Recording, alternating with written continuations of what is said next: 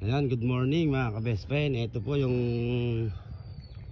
mga tubero po na nakuha po natin na magtatayo po ng bomba dito po kay Doc sa gawing Santo Domingo. Ayan po yung mga gamit nila mga ka-best friend.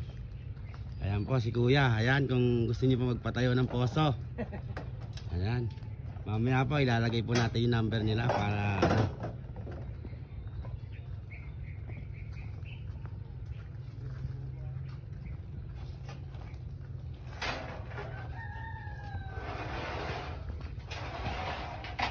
yan po yung mga gamit nila pantayo ng poso. Electric na rin pala yung ano gamitin ayun, mabigat yun. Ibibigat niya yung bumabaon. Pambaon.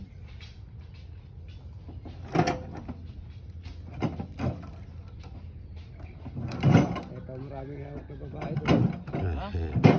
Baka ikaw nga anong bamaraan. At yan mga ka-best friend, nandito po tayo ngayon sa tatayuan po ng poso ni Doc. Nandito po natin tatayo yung poso.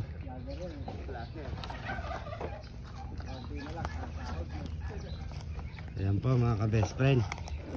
Ayan, sa mga wala pa pong patubig, kailangan po meron po tayo pang patubig sa ating mga concrete pan. At ito naman po yung gagawin nating concrete ni Doc mga ka-best friend.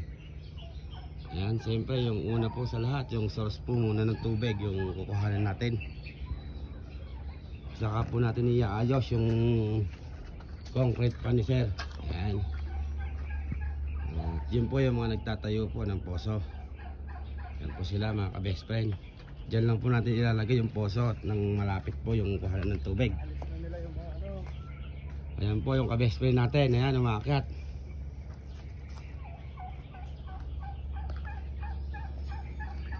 Ayan, dito lang po at nang malapit yung kukuhanan natin ng tubig sa area. Ka-best friend.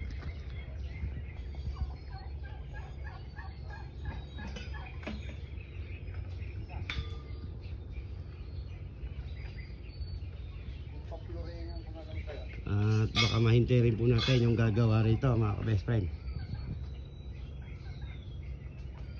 Ayan, bali tinitignan lang po natin yung mga gumagawa mga ka-best friend na tuturo po natin sa kanila kung paano gagawin nila mga ka-best friend.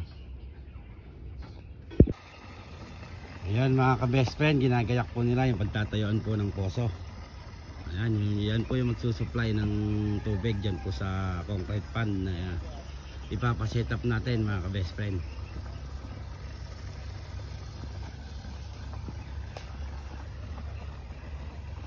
Tutubigan muna ano. Ano pala yung stem nun.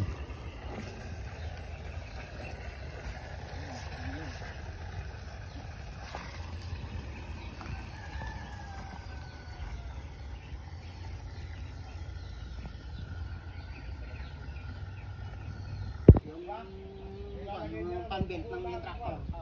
Saka may PVC yun. May PVC para kumuha siguro. Pumasok.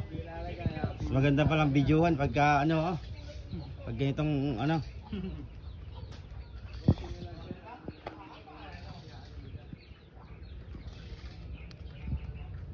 Ayan mga ka-best friend, sa Lunes na raw po umpisahan yung ipapaset up natin na concrete pan dito sa Santo Domingo.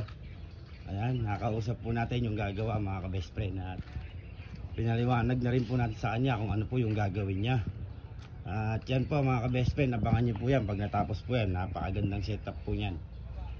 At para po sa iba na magkaroon po sila ng idea na buhayin po yung mga dating babuyan po i-convert po sa concrete pan. At yun lang po mga ka-best friend, ingat po tayong lahat. Salamat po sa lahat po ng nakapanood. Pagkakataon nyo na po ito mga ka-best friend, kaya subaybayan nyo po ang aming mga video. Thank you po sa lahat.